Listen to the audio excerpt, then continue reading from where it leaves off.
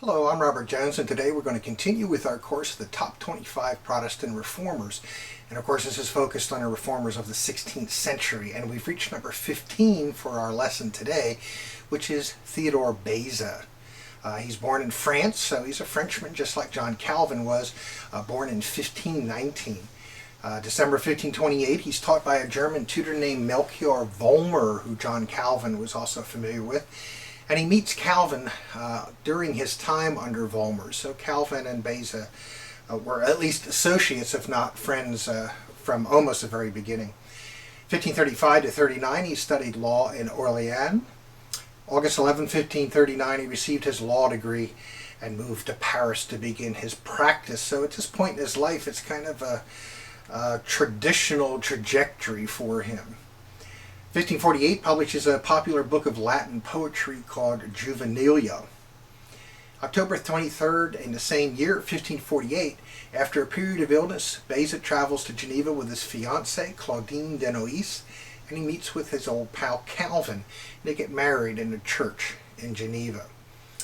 November 1549, he becomes a professor of Greek at the Academy in Lausanne. 1554, he publishes a defense of the execution of Michael Servetus.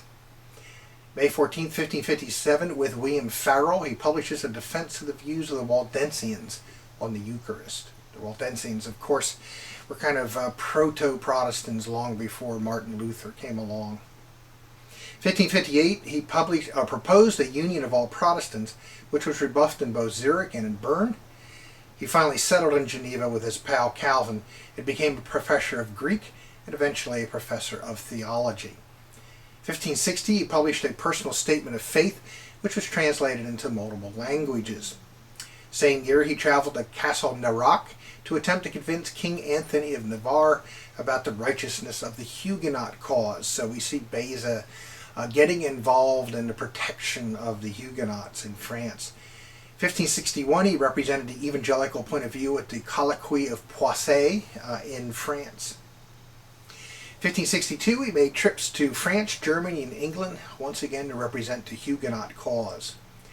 May 27, 1564, John Calvin dies, and Beza is eventually named as his successor. Just a few weeks after Calvin died, Beza writes his Life of John Calvin within weeks after Calvin's death. 1565, he publishes an annotated Greek New Testament. April 1571, he becomes a moderator of the General Synod in La Rochelle, France. 1572, he arranged for Huguenot refugees to come to Geneva after the St. Bartholomew's Day massacre. May 1572, he participated in the National Synod at Nimes in southern France. 1574, he wrote his Right of Magistrates, which allows for the possibility of the people to overthrow an unjust ruler. 1580, he published his Ecclesiastical History of the Reforms in the United Churches of France.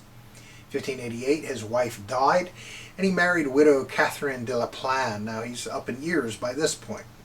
1598, Beza preached his last sermon on the 85th Psalm, and he died in Geneva, Switzerland, October 13th, 1605. So as Zwingli had his Bullinger, Calvin had his Beza.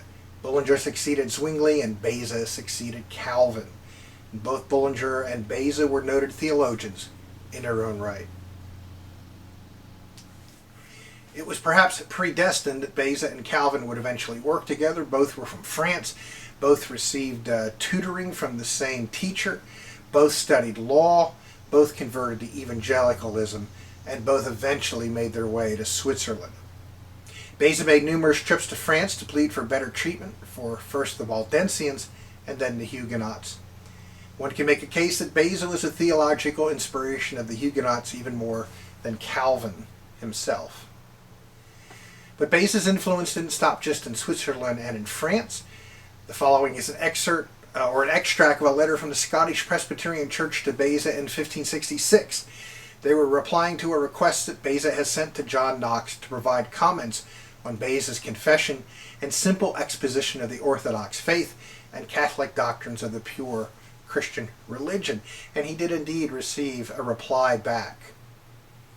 To the very eminent servant of Christ, Master Theodore Beza, the most learned and vigilant pastor of the Genevan Church. Health and peace from the Lord. We have lately, most vigilant Christian pastor, read your letter sent to our very dear brother John Knox, and it has affected us in various ways. We understood from that same letter that you and your brethren earnestly requested of us to signify our approbation of your confession and simple exposition of the Orthodox faith and Catholic doctrines of the pure Christian religion, recently set forth in the month of March with the unanimous assent of the ministers of the Church who are in Switzerland, namely those of Zurich, Bern, Schaffhausen, St. Gall, the Grisons, and their confederates in Mulhausen and Bienne, to which the ministers of the Church of Geneva have joined themselves. In this we acknowledge and declare the exceeding courtesy towards us, both of yourself and your brethren, who express so much esteem for the Scots, a people serving the Lord with a pure worship of religion in the farthest corners of the earth, as to consider that their agreement will add much light and splendor to the Christian religion which you have embraced in that treatise.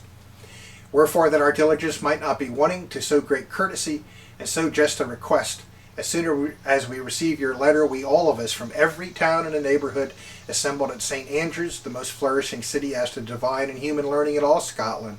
And there, as speedily as we could, when we had read over the book, we considered each chapter by itself and left nothing unexplored, and diligently examined everything respecting God, the sacred laws, and the rights of the Church. And it is impossible to express the exceeding delight we derive from that work when we have clearly perceived that your little book was most faithfully, holily, piously, and indeed divinely explained, and that briefly whatever we had been constantly teaching these 8 years, and still by the grace of God continued to teach in our churches, in the schools, and in the pulpit. We are therefore altogether compelled, as well as by our consciousness, as from a sense of duty, to undertake its patronage, and not only express our approval, but also our exceeding commendation of every chapter and every sentence. For that little treatise rests altogether upon the Holy Scriptures, and this was signed by the members of the Scottish Church, including John Knox himself, September 4th, 1566. This should give some idea of the high esteem that Beza was held into by other congregations, in this case, the Scottish one. So that's our little look at Theodore Beza. Next, we will have a look at Peter Martyr.